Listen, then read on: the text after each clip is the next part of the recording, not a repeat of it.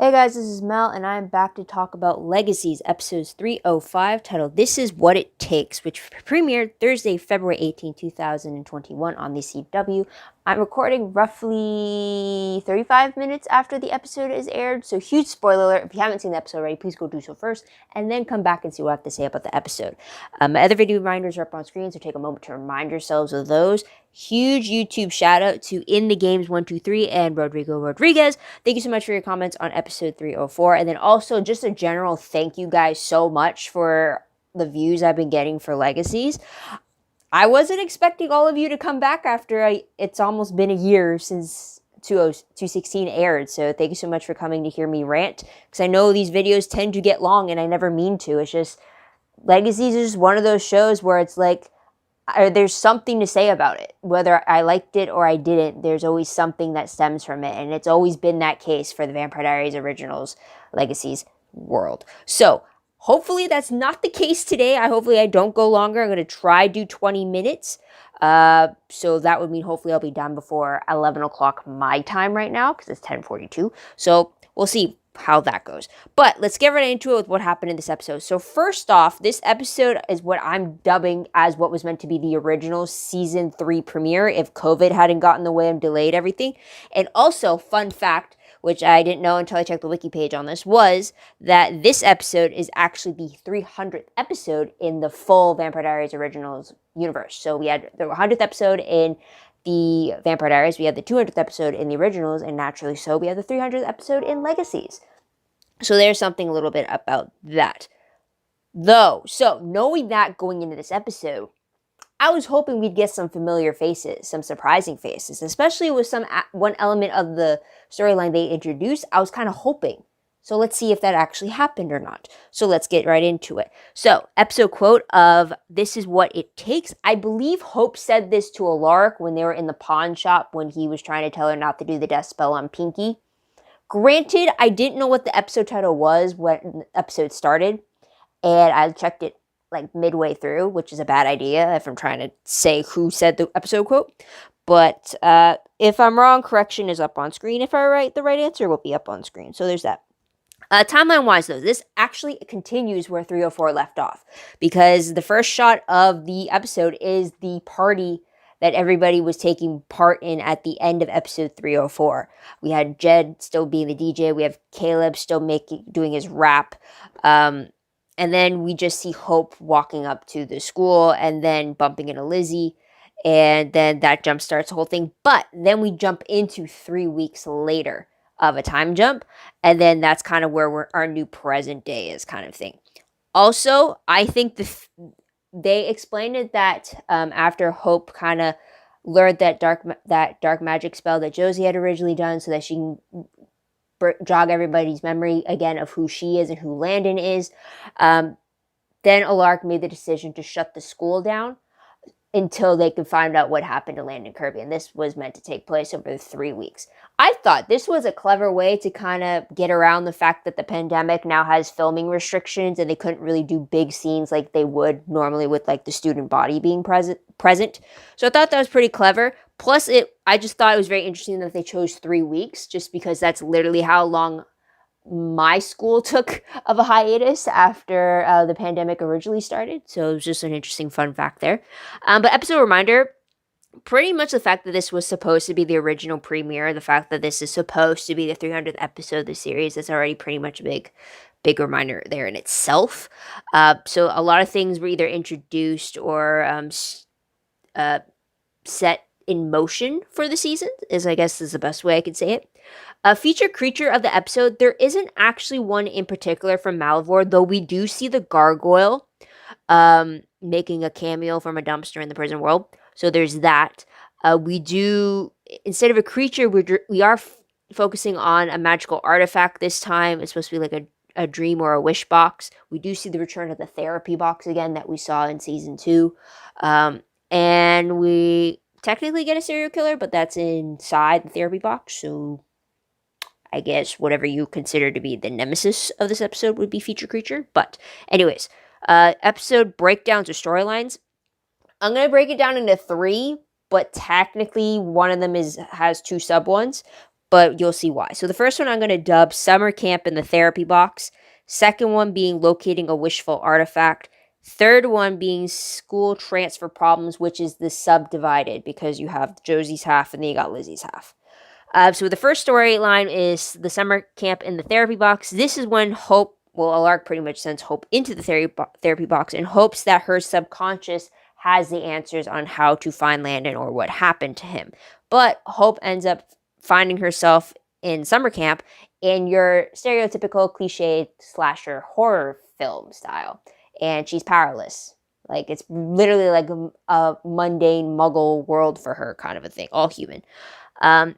So she ends up trying to run away from this maintenance man killer of the Salvatore property line, Salvatore campground property.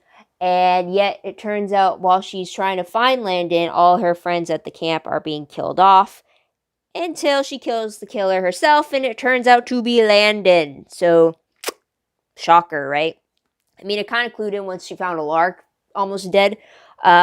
So there's that. But funny, so not only was the therapy Landon meant to get Hope to make realizations that she was in denial for, which we'll talk about later, but they did hint at a lot of things that have kind of been brushed aside in the real world for her, or things that, like, they're there, but she just doesn't pay attention to because she's consumed by Landon all the time, kind of a thing. So we have the hint that Lizzie continues to bring up not only the fact that Landon and Hope finally hooked up for the first time, but she also keeps bringing up the fact that Landon and Josie used to date and they're exes, and really honing in on Josie possibly being hurt over the fact that Landon got back together with Hope.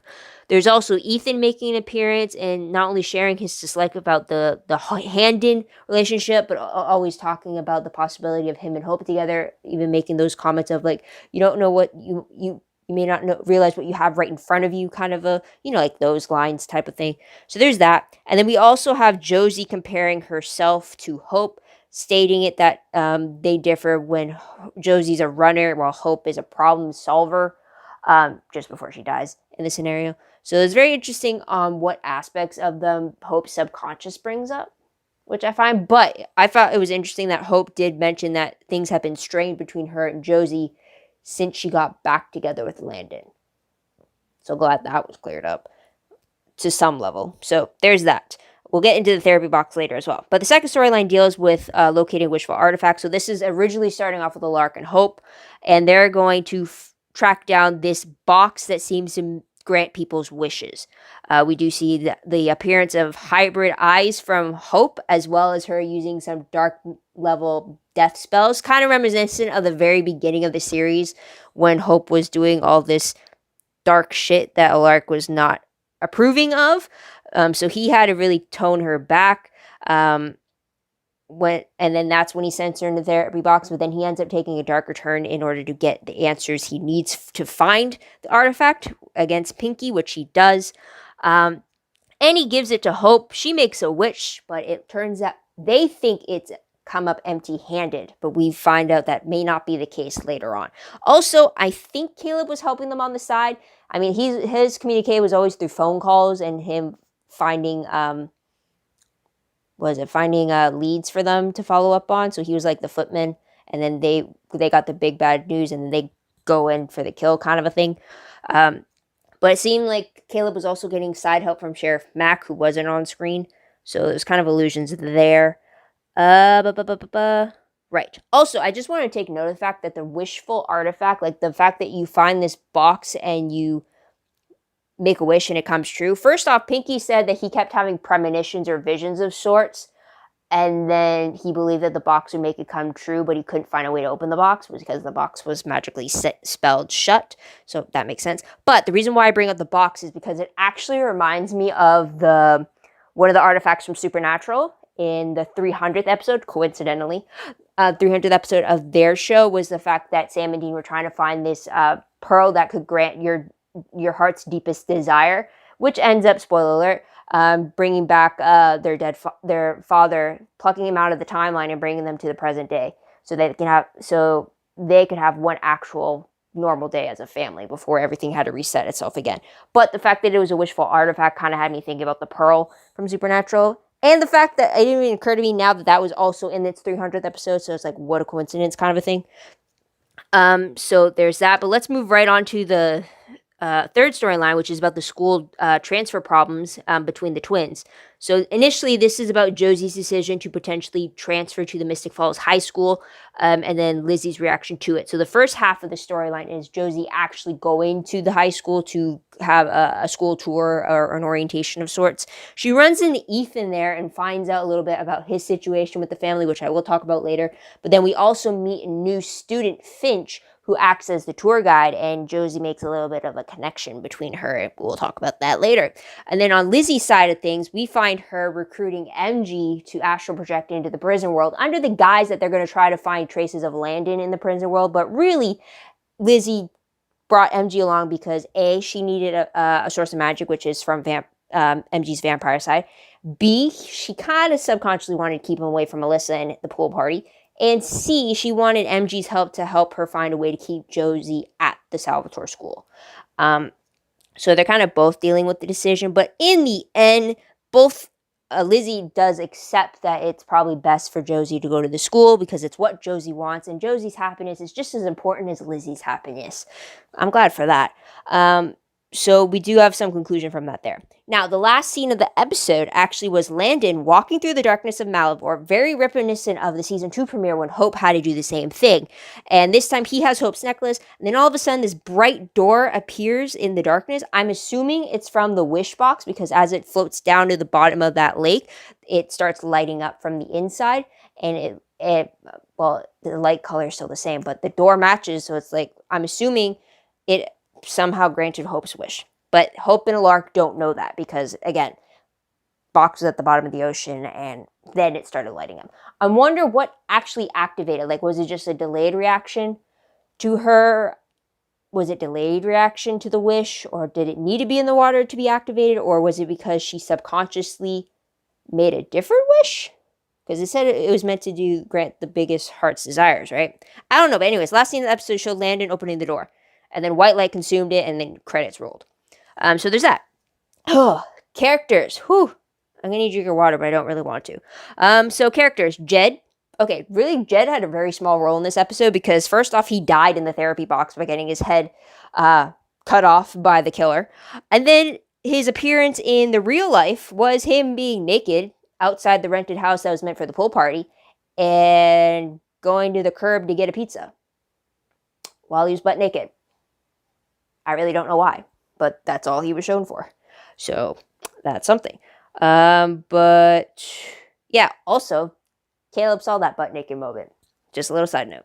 Then we get into Ethan. So I mentioned earlier that Ethan is still at the Mystic Falls High School, but he did mention that both his mom and his sister have moved away. And the reason he stayed behind at Mystic Falls High is because his new school already had a quarterback. And since he still wanted to play, he decided to stay at this old school so he could still try out to be the quarterback. So also this was kind of reference between Alark and Caleb because they had mentioned that Sheriff Mack kind of left town after deciding to, I'm pretty sure she decided to keep her memories of the supernatural, and then her decision to leave town was to get out of the monster-infested town that it was, which is naturally so, you can't really blame her, but that would explain why we may not see Sheriff Mack anymore or Maya, even though Maya is mentioned a lot in this episode, or at least referenced to, which we'll talk about now, actually, when we talk about new student Finch, who is not only Josie's tour guide, but she also was Maya's ex for a brief shorter time, and that's why Ethan gives her the stink eye, kind of like in her siding with his sister in that relationship, like he would. Or like you should, I should say. So that's a little bit about Finch. We don't know much about her, but we do know that she has an obvious interest in Josie and vice versa. So it'll be very interesting to see how their life at this school will go. I did miss out on why she was suspended, and that's why she was on tour guide duty. But yeah, there's that. Then Caleb, he's the only one at the school that believes that Landon is gone for good. He even said it was an unpopular opinion. But he also admits that he's been helping Alark for the last 3 weeks trying to follow some leads and try to help things, but he's also been working with Sheriff Mack because her connections as a sheriff have helped him greatly. So there's that. And then MG, we have him standing up to Lizzie in the prison world. So that's something there. Plus, I don't know if it's a little weird that MG calls his girlfriend Alyssa Maleficent. So I guess he still thinks like she can be a tad bit evil at times. I don't know, but that relationship is still going. But he seems to take in a great stride that he stood up to Lizzie for once, which Caleb takes note and is surprised of. Also, speaking of them, as we go into tidbits, MG and Caleb both make a new promise to each other about being present for each other since they haven't really been there for each other in the last 3 weeks. So that's something there. Tidbit I did mention from before is that no one remembered Hope and Landon at the very beginning until they redid the spell that Josie had done back in episode 206, I believe, which she learned from Freya Michelson. I did mention the fact that MG was meant to be hosting a pool party, but instead he got roped in with Lizzie's plan with the prison world. And then he ended up having his own solo party with Caleb as they drink beers and have an actual heart-to-heart with each other. I also found it really cute just to mention that Wade left a little sticky note for MG to call Caleb back. I thought that was a pretty cute way to just show that Wade was around, but we couldn't actually see him because of, the whole COVID restrictions and stuff. So it's just really cute seeing that happen. And I did mention this before, that this episode kind of reminded me of 201, when in 201 Hope was stuck in Malivore and she had multiple rounds in the darkness and trying to find her way out, which is kind of how this episode ended, with Landon actually trying to find a way out. So that was something I wanted to take note of. But I'm also looking at the time right now. I'm definitely not going to make it before 11, so that's a downer for me right there. But most shocking moment of the episode, we're actually going to talk about this, is the fact that there was a lack of a milestone feel to this episode. I mean, as you know, when you know, like, if a series is going to be making 100 episodes, usually the show does something pretty big about it, some fanfare, or something pretty monumental for the show in itself. So with the Vampire Diaries and the 100th episode, this is the episode where Catherine Pierce was actually going to die, and this is where we got a lot of not only the main cast appearing, but we got a lot of the former cast members showing up as ghosts through Bonnie and Jeremy. So and then you got the original showing up as well too. So it's like you've got a lot of familiar faces in that 100th episode. And then the 200th episode, I'm pretty sure was similar in that sense.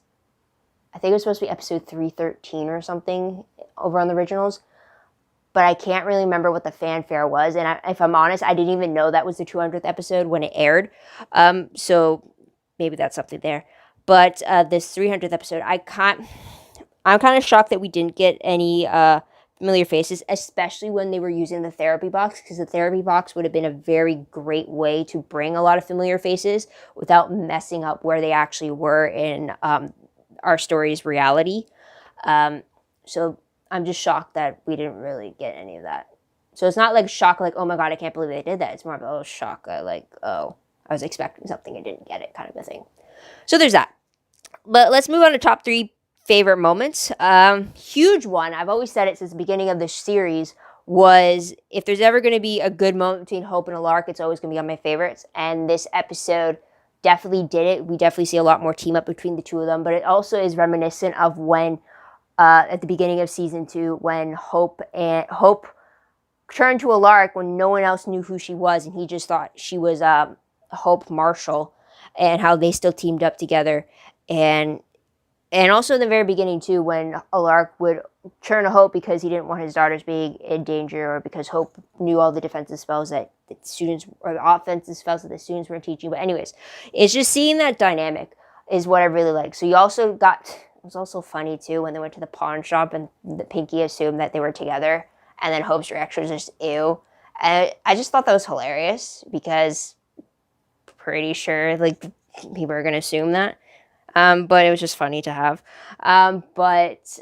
Just funny to have that moment. But I really do love that in this episode, we do see Alark make reference to the fact that all the loss that Hope has dealt with. And it's not just losing Landon. She's lost a lot, with both losing Haley, losing Klaus, having her life pretty much in jeopardy since the moment she was born. And just all the craziness that comes with it. And I really like that he acknowledged that, and then he was saying that he wanted to do everything he could to give her her heart's desire, which I thought was pretty sweet. Because I know a lot of people, it's kind of like I know people have a love-hate relationship with Alaric from what I've seen with a bunch of comments from other YouTube channels because of his... Alaric really does nothing in regard to, like, being there for his daughters, but yet he makes up for it by being there for Hope. So it kind of just depends on which side you're on for the girls. If you're on Team Hope, then Alaric's, like, good in your books. If you're on Team Josie or Team Lizzie, then Alaric's kind of on your bad side. So, when it comes to Hope in this instance, her and Alaric were really good in this episode. So I really like that. Their moment at the dock, though, was pretty great, too. It's just that recognition of the fact that he knew. Plus, it's just shown a long way for Alaric, too, because, again, he hated her father, and yet he hasn't passed that hatred down to the child. So it's just growth there on Alaric's part, too. So I'm going to stop rambling about the two of them, because, again, like I always said, I'm always going to see Alaric as her second father, kind of a thing. So there's that. Another favorite I did have was Lizzie, actually. Lizzie actually showed great growth in this episode, because you do see her... What I really like, though, is the fact that you see more of the selfish attitude in the very beginning, where she's trying to find a way to kind of trick Josie into staying at the school, and then MG is like, no, like, you got to figure out why you can't actually full out tell her how you feel. And then she actually comes to the conclusion that, like, okay, Josie's happiness is just as important as my own happiness, and she wants to go to that school, so maybe I should just let her, kind of a thing. And then to actually show her support to Josie by creating this new first day outfit for her, which I thought was really sweet, because it's just like in this one episode alone, it just showed great growth from Lizzie and how she's trying to do better and trying to put those she cares about first. And it really shows. And then it also shows as well with MG, because at first she does tell him that, like, that Alyssa beat her to it before she can make her move. And unfortunately, MG misunderstood what she meant. He thought that she meant Alyssa and the Ascendant, but she was actually telling him, like, she was slow in making her move on MG. And instead of correcting MG by saying that's not what I meant, she let him believe that that's what she meant. So she put MG's happiness with Alyssa before her very own happiness, which I thought was a huge growth moment for Lizzie, because she's trying to grow. So I did appreciate that. Lizzie is probably one of the characters where you've seen the most visible growth from her, just especially where you've seen her at the very start of the series. And I do admire her for that. She's always trying, and I can't fault her for that. So there's that. Another favorite I did have was just Josie and Finch. I mean, when Josie crushes on someone, she crushes hard, and there's no mistaking it, and I love it. Because it just shows a different side of Josie, where we always see Josie being put second to herself. She always put everybody else first, and then she puts herself second.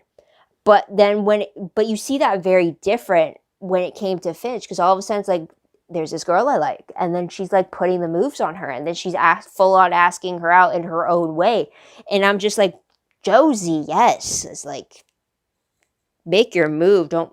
It's like she's living her best life, and she's not wasting a moment of it, and I love that.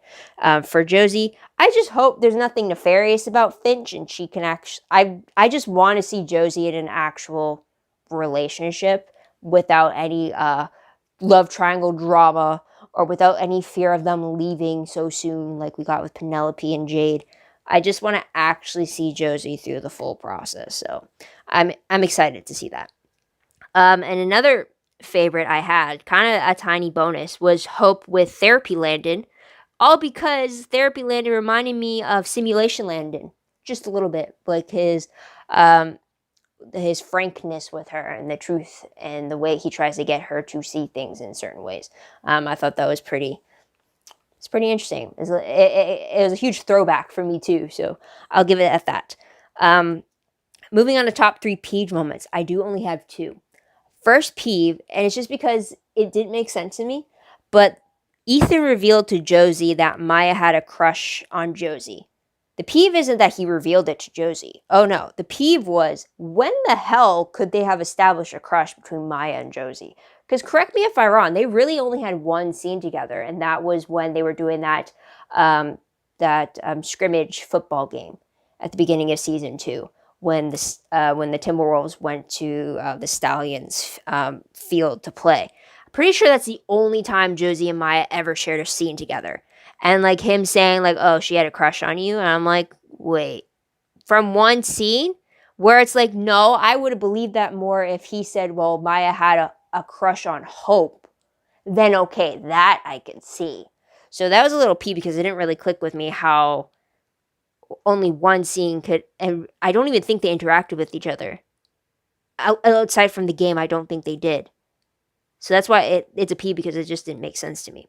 And another peeve, which I did mention before, was the fact that there was no milestone of anything. There was no familiar faces to mark this as the 300th episode in the TVD-verse. And I do not know if that was because COVID had an issue and all the restrictions for filming that came with it, or if there were legit never plans to begin with to have familiar faces popping in, especially during the therapy box scenes. So I figured that would have been the perfect time to slip those faces in there without having to worry about, oh, they're already dead in the reality, so there's no issue bringing them back, kind of a thing. You know what I mean?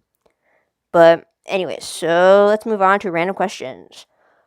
First question is it, if it's possible to astral project into the prison world, I feel like a lot of things earlier that we dealt with for the prison world would have been handled a lot better if they could have easily projected themselves into it to kind of have a sneak peek. Or is that just me thinking that they just made something simple to keep Lizzie and MG occupied while also taking a sneak peek into the prison world? But I'm kind of also happy because if they establish this, that means we might get to see Raphael in his prison world, when I thought like that would have been the end of it, you know? So that's a question there, kind of. Another question. If Ethan has no future getting a football scholarship, why is he still staying at Mystic Falls High School to be the quarterback? Also, if his family moved away to another town, how is he still in Mystic Falls? Where is he living then, if that's the case? So that's the question there. And speaking of Mystic Falls High School, why does everybody at the boarding school refer to the high school as Mystic Falls when the town itself is called Mystic Falls? Because I'm pretty sure the boarding school is still in Mystic Falls, but every time the students reference, well, I'm going to go to Mystic Falls, I'm like, what, are you not in the town already? Why are you referring to the high school by the town name? That's why every time I refer in here, I always say Mystic Falls High or Mystic High, because it's the high school. But I'm just wondering, why do they only just refer to it as the town, even though they're talking about the high school? Because I can understand it if the boarding school was not in Mystic Falls, then okay, it's like, okay, I'm going to Mystic Falls. It's like, okay, you're talking about the high school because the boarding school is not in Mystic Falls, but it is in Mystic Falls. So yet they're still referring to the high school as Mystic Falls, even though they're in the same town. You know what I mean? I don't get it. Please let me know. So there's that. And another random question, or maybe it's a random thought, no idea. But when Jed came out naked at that pool party house, did anyone else think either Jed and Alyssa hooked up behind MG's back, and that's what Caleb was watching from the driveway when it was happening, or because we did hear a girl's name shouting for Jed. We did hear a girl shout for Jed from inside the house. I don't know if it was meant to be Alyssa or not, but Caleb would have been able to hear it. So I'm wondering if we were meant to think, if anyone else was thinking that. Plus, also, the reason why I thought that is because Caleb later on said, he made a comment to MG about not being insecure about Jed going after his girl. So why would you say that unless something actually happened? You know what I mean? Or B, when you saw naked Jed and Caleb accidentally seeing this, did you kind of also think that maybe you'd want Jed and Caleb together and kind of have like a rivalry ship going on or something, or that friend or enemies to lovers kind of a thing? I mean, I'm not against it. It'd be interesting. I don't know. But it was just a weird thought that came in my head. It's like, what if? Even though they've always been at each other's throats. You know what I mean? It's just, usually it only takes that one scene to make you think of a ship in a different way, you know? So I was just wondering if anyone else had that thought. Or just being me being weird. About random moments. And the last question. I really don't want to ask this, but is Landon dissolving into the Malivore pit really going to be explained by Landon and Hope having toxic sex with each other? Is that the excuse we're really going to go with? Because that's what Therapy Landon was kind of insinuating. And I'm like, that makes no sense. Because if it really... I don't really want to get into the semantics of what they did together in the final moments of the previous episode. But if they're really going that route, then wouldn't them just kissing also be an issue? Right? I really don't want to get technical about this, but like, that's why I don't think it's just them hooking up and it's the reason why he dissolved in the Malivore pit. I think it has something, or him just being the biological son of Malivore. I think it has something to do with the fact that he had just recently had Malivore in him as a vessel. Maybe, and that's... which also makes it creepy too for if Malivore was actually still in Landon when they slept together, and then only afterwards then he was expelled out of Landon's body, but then in doing so, Landon got dragged inside with him. I don't know, I prefer that than Landon suddenly turning to goo because they had sex and now she's toxic to him. That makes no sense, because then that means they can never touch her and they can never kiss or anything like that. And that just brings me back to like Dark Angel season 2, when what they did with Max and Logan, which was just like, what? But that was a bioengineered virus targeted against the other person. Anyways, moving off track, off a show that was from 21 years ago. So let's move into predictions very quickly. Based off the promo for 306, it's actually returning March 11th. So that's like, what, 2 weeks. 2 weeks without an episode, and then we get it coming back. But the promo actually shows Hope trying to grieve and move forward from Landon, and yet she's just angry all the time, and it kind of affects her magic. But then we also see Landon trying to get back to Hope. We don't know to what extent that gets to, but we do hear him calling out to her and like confessing his love and stuff. Kind of like similar with like the season 3 premiere, where Landon had that voiceover, kind of like his like last words kind of a thing. It kind of felt like that in the promo. So we won't know about that. Also, because it's more than 2 weeks away, the synopsis isn't available for 306. I'm personally happy that we get a 2-week break, because I'm swamped with classwork, like homework, like to the point like this week was supposed to be my week off, and it really has not felt a week off. I've been doing assignments, having meetings to get production going for these assignments, and it's just like, I was supposed to get a break from Zoom classes, and it feels like I had it this week. So it's like, I'm glad that I get 2 weeks break from not having to be distracted. Don't get me wrong, I love watching Legacies, but at a time like this, I'm like further stressed out right now. So that's why, even though I am recording the night that it aired, you're probably not going to get this until a few days later, because I really need to do assignments first before I edit this video and then have it up for you guys. So that's just a heads up right there, though. But otherwise, that is pretty much it, guys. What did you guys think of this episode? What did you guys like about it? What do you think would happen next? Let me know in the comments down below. Love to hear your thoughts, theories, and opinions about all that good stuff. Also, don't forget to like this video, subscribe to my channel, and check out my other videos if you haven't done so already. If you want, check out my Tumblr page. Link for that is down below. Links, it reblogs, promos, web clips, quotes, shifts, synopses, news, all that good stuff, all found in one place. Go check that out. I am behind, and like I said before about my project week / reading week, I had no time to update it. So you might have to wait a little bit longer, or unless I get a little bit of a lull in my workload, then maybe I'll do it then. But it's a full day commitment kind of a thing for me. Same thing for WordPress though. Link for that is down below. Anything I post online is connected to WordPress. A little more organized, a little more detailed, but still a work in progress as well. Also update at the same time I do Tumblr, so that's why it's a full day kind of a commitment for me. Otherwise, guys, that is pretty much it. Yeah, so again, thank you so much for tuning in. Thank you so much for your patience, especially since how long am I recording for? 34 minutes. It's definitely shorter than the previous videos, I'll give you that. But thank you so much for tuning in for that. I hope you come back in the next 2 weeks to see what I have to say about 306. Definitely after March 11th. Ring the notification bell if you want to keep track that way of when I post it. And I hope to see you guys all then. But until then, please stay safe wherever you are. Please wear a mask, and I hope you enjoy the rest of your day wherever you are. Take care. Bye for now.